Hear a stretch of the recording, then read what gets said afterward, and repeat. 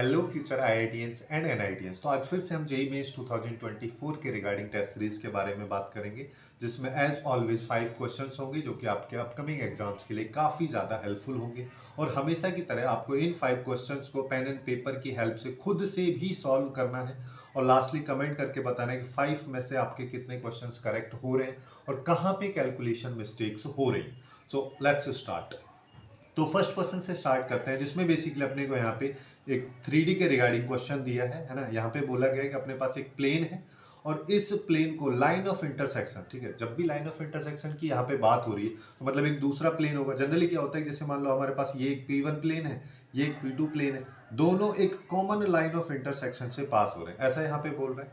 अब क्या बोला है, इसको P1 प्लेन बोल दो और दूसरा प्लेन अपना P2 प्लेन ही है। इन दोनों प्लेन्स जो हैं एक दूसरे से कॉमन लाइन ऑफ इंटरसेक्शन से पास हो रहे हैं। अब क्या बोला है कि अब इस P1 प्लेन को अगर मैं राइट एंगल पे यानी कि 90 डिग्री के लिए और इसकी लाइन ऑफ इंटरसेक्शन के रेस्पेक्ट में अबाउट में इसको रोटेट करा देता हूं। मान लो रोटेट कराने के बाद ये प्लेन कुछ इस तरीके का दिखता है हमको, है ना। ये अपन जनरल फॉर्मेट के लिए मान लेते हैं P3 प्लेन है। P1 प्लेन का ही P3 प्लेन है जिसको रोटेशन के बाद अपन लेके आए हैं। और यहाँ पे इस क्वेश्चन में बोला है कि अब इस P3 प्लेन की इक्वेशन या इस नए प्लेन की जिसको रोटेट किया गया है, इसकी इक्वेशन ये है। तो यहाँ पे k की वैल्यू क्या होगी। तो देखो यहाँ पे काफी फेमस कंसेप्ट है 3D ज्योमेट्री का, फैमिली ऑफ प्लेन्स के रिगार्डिंग। उसमें क्या कहते हैं कि जब भी यहाँ पे दो या दो से ज्यादा प्लेन हमको मिलते हैं और जो कि एक कॉमन लाइन ऑफ इंटरसेक्शन से पास होते हैं, तो यहीं पे एक कंसेप्ट आता है जिसको अपन बोलते हैं फैमिली ऑफ प्लेन्स। अब फैमिली ऑफ प्लेन्स का कहना यह है कि जब ये सारे के सारे प्लेन एक कॉमन लाइन ऑफ इंटरसेक्शन से पास हो रहे हैं, तो यहाँ पे total number of infinite planes हो सकते हैं जो कि इस लाइन ऑफ इंटरसेक्शन से पास होते हैं। उन सारे के सारे प्लेन्स को रिप्रेजेंट करने के लिए एक इक्वेशन लिखी जाती है P1 प्लस लैम्बडा P2। अब कुछ बुक्स में ये ऐसा होता है, कुछ बुक्स में इसको ऐसे भी लिख देता है P2 प्लस लैम्बडा P1, ये लैम्बडा P1। या फिर कहीं पे ऐसा भी हो सकता है lambda P1 plus lambda 2 P2। अब यहाँ पे लैम्बडा जो है या लैम्बडा 1 लैम्बडा 2 जो है, ये अपनी वैल्यूज ऑटोमेटिकली एडजस्ट कर लेते हैं इस इक्वेशन के बेसिस पे। उससे कोई दिक्कत नहीं है, यहाँ पे कोई सी भी इक्वेशन का यूज करके हम इसको सॉल्व कर सकते हैं। तो हमको सबसे पहले P3 प्लेन जो कि एक जनरल प्लेन है जो सारे के सारे प्लेन्स को रिप्रेजेंट कर रहा है यहाँ पे, जो कि इस लाइन ऑफ इंटरसेक्शन से पास होते हैं और लैम्बडा की वैल्यू बदलते रहने पे हमें सारे के सारे प्लेन्स मिलते हुए चले जाएंगे। तो सबसे पहले अपन यहाँ पे P1 जो प्लेन माना है उसको लिख देते हैं। अच्छा, एक चीज और यहाँ पे ध्यान रखने वाली ये है कि यहाँ पे जो भी प्लेन्स का हम यूज कर रहे हैं, इनकी equation ax plus B Y plus C Z plus D equal to 0 के फॉर्मेट में होनी चाहिए। तो यहाँ पे P1 की इक्वेशन को यहाँ पे सबसे पहले हम लिख देंगे, तो वो क्या हो जाएगी, यहाँ पे आ जाएगी 4x plus 7y plus 4z plus 81, ये आ गया, प्लस लैम्बडा। P2 इक्वेशन को लिख दो 5x plus 3y plus 10z और 25 को लेफ्ट में ले आएंगे तो माइनस 25। ये हमारे पास में इक्वेशन आ रही। ये एक जनरल इक्वेशन हो गया, जिसमें अब देखो इसको एक सिस्टमेटिक तरीके से भी हम लिख सकते हैं। कैसे लिखेंगे, यहाँ पे सबसे पहले x का कोफिशिएंट लिख दो, वो क्या है 4 प्लस 5 लैम्बडा हो जाएगा। और ऐसे ही y का कोफिशिएंट क्या हो जाएगा, y का कोफिशिएंट यहाँ पे हो जाएगा 7 प्लस 3 लैम्बडा। z का कोफिशिएंट हमारा यहाँ पे, अच्छा इसको इधर लिख देता हूँ, है ना, एक सेकेंड, प्लस z का कोफिशिएंट यहाँ पे हो जाएगा 4 प्लस 10 लैम्बडा प्लस कांस्टेंट वाली टर्म की बात करें तो 81 माइनस 25 लैम्बडा। ये हमारे पास P3 प्लेन की एक जनरल इक्वेशन आ गई। लेकिन क्वेश्चन में क्या बोला है, क्वेश्चन में बोला है कि ये जो P3 प्लेन है, ये जो ऑलरेडी हमको एक प्लेन दे रखा था P1, उस प्लेन के साथ 90 डिग्री बनाता है। अब एक चीज ये भी पढ़े होंगे, जब भी दो प्लेन एक दूसरे के साथ 90 डिग्री बना रहे तो मतलब उनके नॉर्मल भी 90 डिग्री बनाएंगे। जब कोई भी दो प्लेन्स के नॉर्मल 90 डिग्री बनाते हैं तो उनका डॉट प्रोडक्ट जीरो होगा। तो हमको यहाँ पे बस उनके नॉर्मल्स का डॉट प्रोडक्ट ही जीरो कर देना है। यहाँ पे जैसे ए बी और सी जो है ये नॉर्मल को रिप्रेजेंट करते हैं किसी भी प्लेन के, तो यहाँ पे हमारे पास पहला प्लेन तो ये है, तो 4 है ना, और x वाला कोफिशिएंट इसके लिए ये वाला नॉर्मल काम करेगा, तो यहाँ पे आ जाएगा 4 इंटू 4 प्लस 5 लेमड़ा प्लस 7, यहाँ पे ये वाला 7 हम ले रहे हैं, यहाँ पे आ जाएगा 7 प्लस 3 लेमड़ा, 7 प्लस 3 लेमड़ा। ऐसे ही यहाँ से 4 लिया और यहाँ से हमारे पास में आ जाएगा 4 प्लस 10 लेमड़ा, 4 प्लस 10 लेमड़ा। दोनों का नॉर्मल जो है उसका डॉट प्रोडक्ट इक्वल टू 0 होगा। जैसे कि हम क्या बोल रहे हैं, P3 प्लेन और P1 प्लेन एक दूसरे का परपेंडिकुलर है, तो इन दोनों के नॉर्मल भी परपेंडिकुलर होंगे। तो इसको सिंप्लीफाई करना, तो इसको सिंप्लीफाई करेंगे तो यहाँ पे क्या है 16 आ गया प्लस 20 लैम्डा आ जाएगा plus 49 plus 21 lambda plus 16 plus यहाँ पे क्या आ जाएगा हमारे पास आ जाएगा 40 लैम्डा इक्वल टू 0। अब देखो यहाँ पे इसको सिंप्लीफाई कर देते हैं तो 40 21 और 20 ये हो गया 81 लैम्डा प्लस इन दोनों को ऐड किया तो ये हमारे पास में यहाँ पे आ जाएगा 32 और ये भी 81 हो गया इक्वल टू 0। तो यहाँ से हम बोल सकते हैं कि लैम्डा की वैल्यू हमारे पास निकल के आ रही है -1। किस प्लेन के लिए? उस प्लेन के लिए जो P1 प्लेन का परपेंडिकुलर है या राइट एंगल पे उसको रोटेट किया गया है। तो P3 प्लेन जिसको कि क्वेश्चन के अकॉर्डिंग हमसे यहाँ पे बात कर रहे हैं, यहाँ पे लैम्डा की वैल्यू अगर मैं डाल देता हूँ तो मेरे पास प्लेन निकल के आएगा -x है ना। ये लैम्डा की वैल्यू -1 यहाँ पे डालेंगे -x हो गया, यहाँ पे +4y हो जाएगा +4y और यहाँ पे क्या आ जाएगा -6z और यहाँ पे आ जाएगा इन दोनों को ऐड करेंगे तो हमारे पास में आएगा 106 है ना +106 इक्वल टू 0 भी कर सकते हैं, प्लेन का इक्वेशन है ना। तो अब यहाँ से देखो x -1 से पूरी इक्वेशन को मल्टीप्लाई कर दिया x -4y + 6z -106 equal to 0। अब यहाँ से इस इक्वेशन को इसके साथ अगर मान लो मैं कंपेयर करके देखता हूँ और यहाँ पे इसको चलो ऐसे ही लिख देते हैं जैसे क्वेश्चन में लिखा है 6z इक्वल टू 106। तो हमको पता है सीधा सीधा हमारे पास जो k की वैल्यू है ये आ गई। तो इस क्वेश्चन का जो करेक्ट आंसर निकल के आ रहा है वो हमारा हो जाएगा यहाँ पे 106। ओके, काफी अच्छा क्वेश्चन था। अब नेक्स्ट क्वेश्चन की तरफ बढ़ते हैं जो कि ट्रिग्नोमेट्री से रिलेटेड है। अपने को यहाँ पे एक एक्सप्रेशन दे रखा है और इस एक्सप्रेशन की वैल्यू अपने से पूछा है। अब देखो यहाँ पे अगर अपन देखते हैं इसको इसके साथ अगर मान लो मैं क्लब करके लिखता हूँ और यहाँ पे एक फॉर्मूला अपन अप्लाई कर देते हैं sine C plus sine D. उसकी वैल्यू क्या होती है यहाँ पे आएगा 2 sine C plus D by two cos C minus D by two, ये ले लो है ना। या फिर इसको डी माइनस सी कर दो क्योंकि कॉस माइनस थीटा और कॉस थीटा दोनों बराबर ही होते हैं, वहां पे कोई फर्क नहीं पड़ने वाला। तो यहाँ पे देखो जैसे अगर मान लो मैं एग्जाम्पल के लिए साइन 1 प्लस साइन 89 को क्लब करता हूं तो मेरे पास क्या आएगा 2 साइन दोनों का सम 90 होगा, 90 को 2 से डिवाइड किया 45 आ गया और कॉस दोनों का डिफरेंस 88 होगा, 2 से डिवाइड किया तो 44 आ गया, ये हमारे पास आया। लेकिन ऐसे ही अगले वाले को यानी कि sine 2 degree plus sine 88 degree इन दोनों को क्लब करता हूं तो वैसे देखा जाए तो सम तो हमेशा 90 आएगा, मतलब ये वाला पहले वाला टर्म जो है ये तो हमेशा फिक्स ही रहने वाला। तो यहाँ पे क्या आ जाएगा, यहाँ पे आएगा 2 साइन 45 डिग्री और अब आ जाएगा कॉस, दोनों का डिफरेंस यहाँ पे 86 है, 2 से डिवाइड करेंगे तो 43 आ जाएगा। तो पैटर्न समझ में आ रहा है। तो वैसे देखा जाए तो यहाँ पे टोटल नंबर ऑफ 1 डिग्री से 89 तक है तो टोटल नंबर ऑफ टर्म्स 89 है ना। तो यहाँ पे दो दो को अपन ले लेते हैं, दो दो को क्लब करके अगर मान लो मैं लेता हूँ तो देखो एक तो 2 बाहर है यहाँ पे, इसको भूलना नहीं है। अंदर क्या हो रहा है, अंदर यहाँ पे 2 sine 45 degree cos 44 degree plus यहाँ पे फिर से क्या आएगा 2 साइन 45 डिग्री और यहाँ पे आ जाएगा कॉस 43 डिग्री। इस तरीके से चलता जा रहा है, कहाँ तक चलेगा, लास्ट में 1 तक आएगा डिफरेंस, ये 45 आ गया और यहाँ पे आ जाएगा कॉस 1 डिग्री। लेकिन अभी तो ये टोटल टर्म्स जो है दो दो के पेयर में अपन ने ली तो यहाँ पे 44 है तो टोटल नंबर ऑफ टर्म्स 88 अपने पास यूज में है, लेकिन एक टर्म अभी भी बच गई है, इस चीज का ध्यान रखना है। वो टर्म जो बची है वो बीच वाली है, बीच वाली टर्म मतलब वहां पे जो एंगल है वो साइन के साथ 45 डिग्री है तो उसको अपन यहाँ पे ऐसे लिख देंगे साइन 45 डिग्री, ठीक है। तो ये अपना एक ऊपर वाली वैल्यू हो गई, ठीक है, न्यूमरेटर की। अभी डिनोमिनेटर पे अपन फोकस नहीं कर रहे हैं, है ना। और यहां से मैं क्या कर सकता हूँ, देखो इसको इसको इसको हर जगह है, इसको कॉमन ले लेते है ना।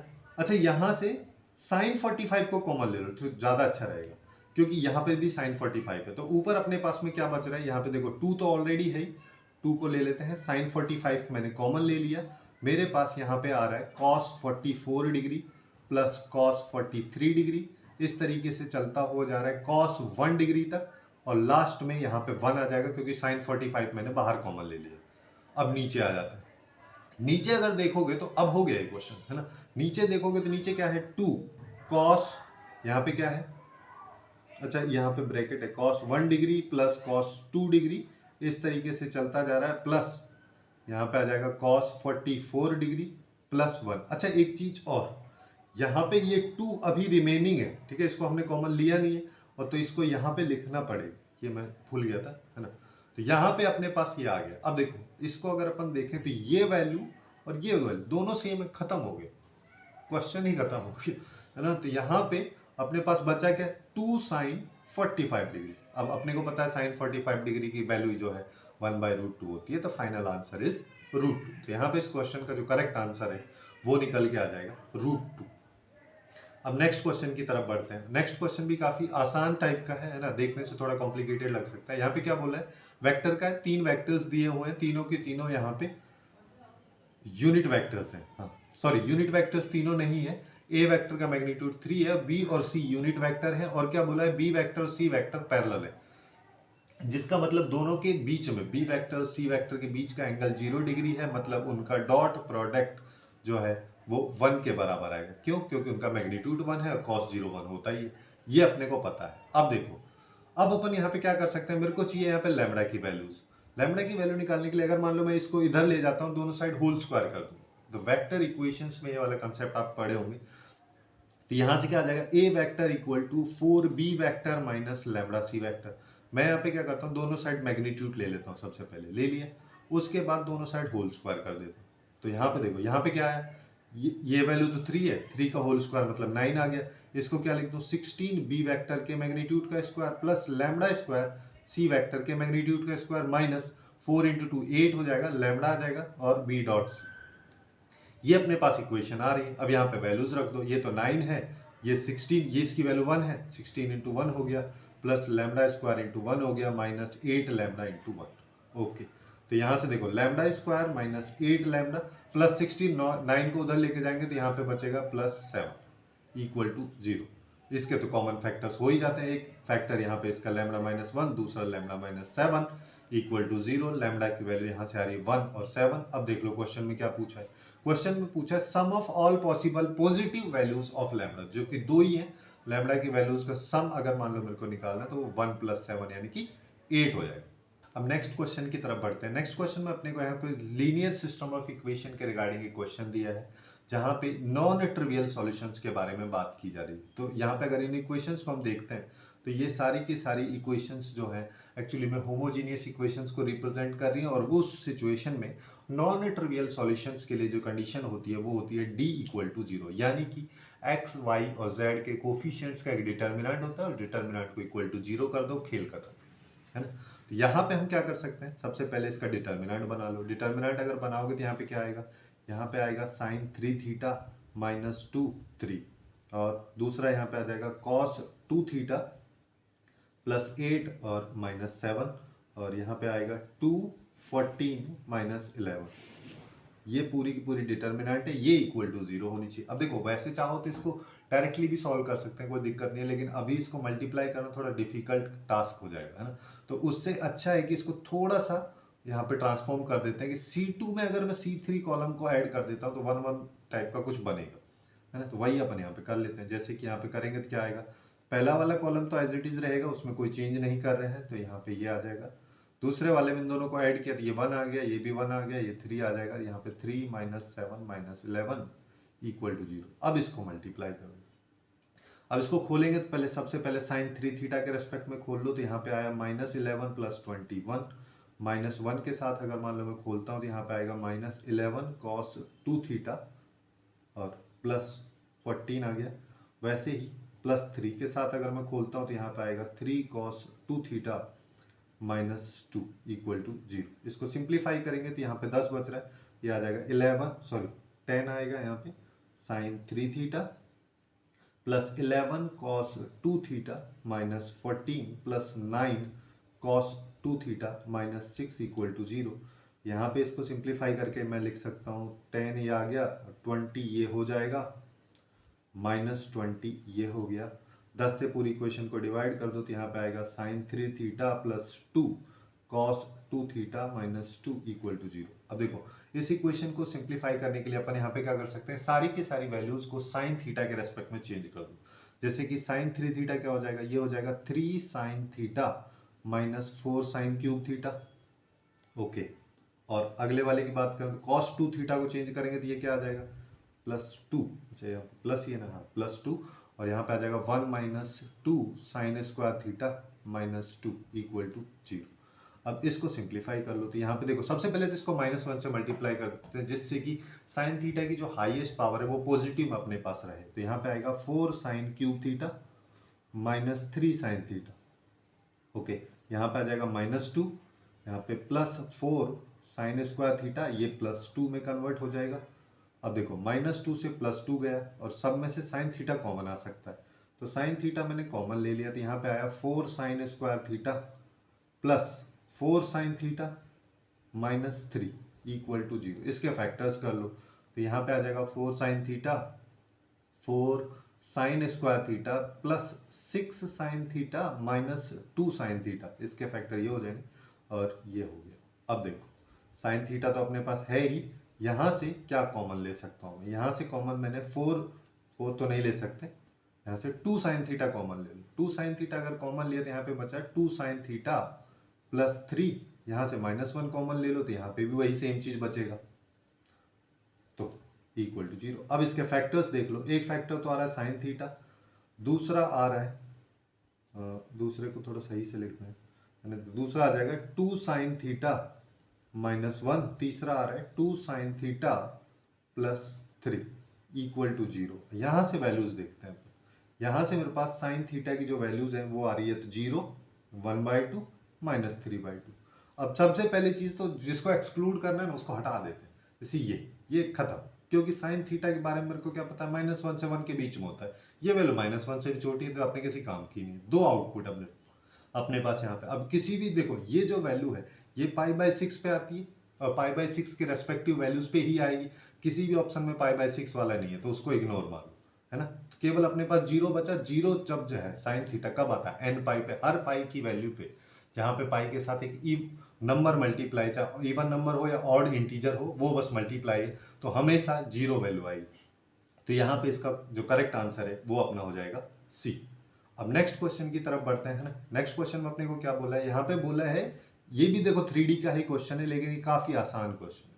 यहाँ पे क्या बोला, एक प्लेन है जो कि इस पॉइंट से पास हो रहा है, और क्या बोला है, और वो प्लेन में एक लाइन है जो कि इन दोनों पॉइंट से पास होती है, वो लाइन जो है उस प्लेन में एग्जिस्ट करे। तो इस चीज को पहले समझ लेते हैं कि अपने पास जैसे मान लो ऐसे करके एक प्लेन दे रखा है, इस प्लेन में क्या बोला है, इस प्लेन में एक ये पॉइंट है ना, इस पॉइंट को यहाँ पे बोल दे रहे हैं -2, -2, 2, और एक ये 2 पॉइंट है, इन 2 पॉइंट से लाइन एक पास हो रही, कर दी पास, है ना। ऊपर वाला पॉइंट जो है उसको कुछ बोल दो 1, -1 और 2 बोल दो, नीचे वाले को 1, 1, 1। इस तरीके से अपने को दे रखे, तीनों पॉइंट्स यहाँ पे दे रखे हैं। अब देखो मैं इस ए पॉइंट, इसको ए पॉइंट बोल दे रहा हूँ, इसको बी बोल दे रहा हूँ, इसको सी बोल दे, कोई फर्क नहीं पड़ रहा है यहाँ पे, है ना। ये अपने पास अब एक्चुअली में क्या है, अपने पास बोला है एक प्लेन है जिसमें 3 पॉइंट्स लाई कर रहे हैं, यही तो है सीधा सा कॉन्सेप्ट। अब जब भी ऐसा होता है तो आंख बंद करके अपने को देखो, प्लेन की इक्वेशन निकालने के लिए क्या चाहिए रहता है, किसी भी प्लेन की इक्वेशन निकालने के लिए मेरे को चाहिए उस प्लेन में लाई करने वाला एक पॉइंट और उस प्लेन का नॉर्मल। अब और यहाँ पे एक्चुअली इस पॉइंट का मिरर इमेज पूछा है ना।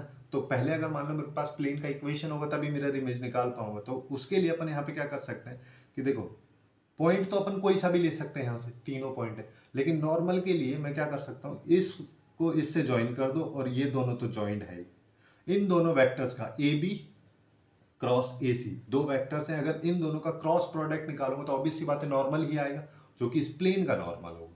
तो बस वही कर दो, आई जे और के कैप हो गया, और ए बी वैक्टर क्या आ जाएगा, ए बी वैक्टर आ जाएगा यहाँ पे -3, -3 और 1, हाँ, और यहाँ पे क्या आ जाएगा, ये आ गया 0, -2, 1, ये आ गया। अब देखो ये इसको सिंप्लीफाई करेंगे तो यहाँ पे क्या आएगा, -3 + 2, माइनस जे कैप के साथ क्या आ जाएगा, -3 + 0 प्लस के कैप के साथ क्या आ जाएगा, यहाँ पे आ जाएगा 6 - 0। तो मेरे पास आया -i cap + 3 J cap, okay, और +6 के कैप। ये एक्चुअली में मेरे को ए बी क्रॉस ए सी मिल रहा है जो कि उस प्लेन का नॉर्मल है। अब मेरे को किसी भी प्लेन की इक्वेशन लिखने के लिए उसका नॉर्मल चाहिए, उसमें लाई करने वाले एक पॉइंट, और प्लेन की इक्वेशन क्या होती है, इक्वेशन होती है r.n = a.n। आर को अपन एक्स, देखो वेक्टर्स का क्वेश्चन जब भी सिंप्लीफाई तुमको करना हो और काफ़ी इजी तरीके से अगर उसको करना हो, देखो आर वेक्टर को अपन जनरली क्या लिखते हैं, एक्स आई कैप प्लस वाई जी कैप प्लस जेड के कैप, लेकिन तुम इसको ऐसे लिख दो एक्स वाई जेड, इस फॉर्मेट में भी अपन लिख सकते हैं। एन वेक्टर जो नॉर्मल है वो क्या है, -1 3 और 6। ऐसे ही ए वेक्टर क्या है, ए वेक्टर जो कि एक पॉइंट है वो अपन ने मान लो ये वाला पॉइंट ले लिया, ए ले लिया, तो 1 1 1, और एन क्या है -1 3 और 6। अब यहां से इसको सिंप्लीफाई करोगे, डायरेक्ट मल्टीप्लाई कर दो। देखो यहाँ से आया -x plus 3y plus 6z, और यहाँ पे इक्वल टू आ जाएगा कितना, -1 प्लस 3 प्लस 6 8 आ जाएगा।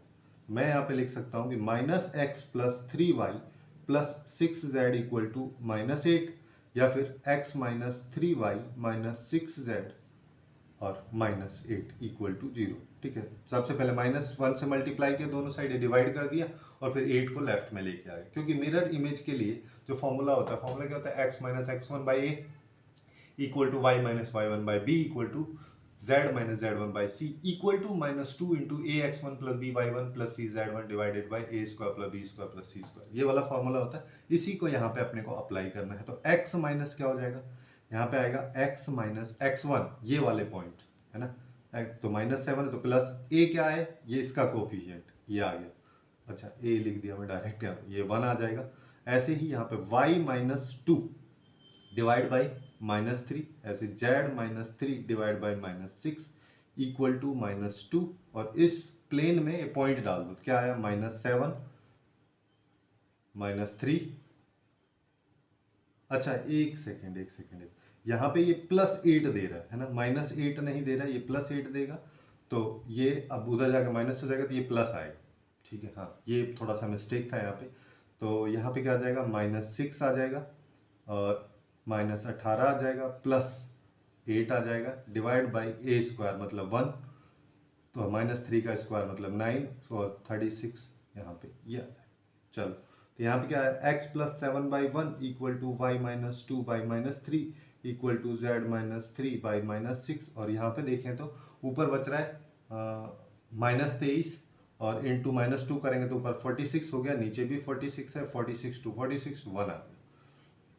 तो अभी यहाँ पे x plus 7 by 1 equal to 1, तो मतलब x की वैल्यू आ गई -6, अच्छा ये +6 लिख दिया यार, यहाँ पे आएगा x equal to -6। Similarly y की वैल्यू निकालो, यहाँ पे तो 1 है और ये -3 है, -3 उधर हो गया, +2 इधर करोगे तो -1 हो जाएगा। ऐसे ही z की वैल्यू -6 प्लस 3, -6 प्लस 3 मतलब -3, तो अपने पास जो पॉइंट आ रहा है वो निकल के आ रहा है यहाँ पे -6 -1 -3, जो कि इसका करेक्ट आंसर हो जाएगा, और वो अपना सी ऑप्शन हो जाएगा। तो यही थे कुछ इंपॉर्टेंट क्वेश्चंस जो कि जेई मेंस 2024 के लिए test series number mini test series number 2 में इंक्लूड अपन ने किए हैं। आगे भी और बहुत सारी सीरीज इस तरीके की अपन अपलोड करेंगे। सो आज के लिए बस इतना ही।